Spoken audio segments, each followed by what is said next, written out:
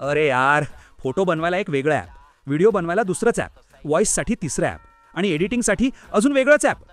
इतकी सगळी ॲप्स वापरून माझं डोकंच गोल गोल फिरतंय. मॅडम, मला आता चक्कर यायला लागली आहे. फोटो, व्हिडिओ, व्हॉईस, एडिटिंग हे सगळे एका ॲपमध्ये होत नाही का?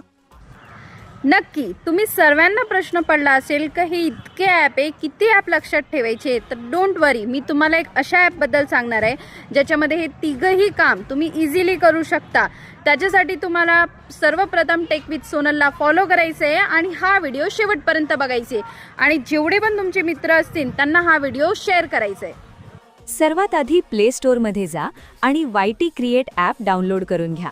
यानंतर ChatGPT ओपन करा आणि ChatGPTला तुमची स्टोरी तयार करायला सांगा.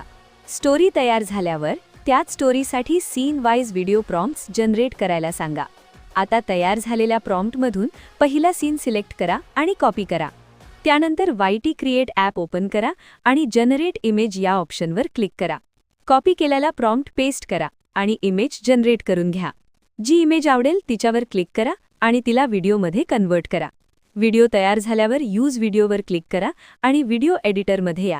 आता पुन्हा जनरेट इमेजवर जा. ChatGPTमधून दुसरा सीन प्रॉम्प्ट कॉपी करा, YT क्रिएटमध्ये पेस्ट करा आणि नवीन इमेज जनरेट करा. आवडलेली इमेज सिलेक्ट करून तिला व्हिडिओमध्ये कन्वर्ट करा. याच पद्धतीने सर्व सीन एका मागोमाग ॲड करा. संपूर्ण व्हिडिओ रेडी झाल्यानंतर एक्सपोर्ट बटनवर क्लिक करा. हवी ती क्वालिटी सिलेक्ट करा. 4K पाहिजे असेल तर 4K मध्ये एक्सपोर्ट करा. एक्सपोर्ट झालेला व्हिडिओ तुम्ही थेट यूट्यूबवर अपलोड करू शकता किंवा कोणालाही शेअर करू शकता. हा व्हिडिओ ऑटोमॅटिक तुमच्या मोबाईल गॅलरीमध्ये सेव्ह होतो.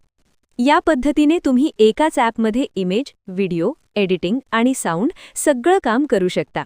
YT क्रिएटमध्ये तयार होणाऱ्या व्हिडिओला ऑलरेडी बॅकग्राऊंड म्युझिक मिळते.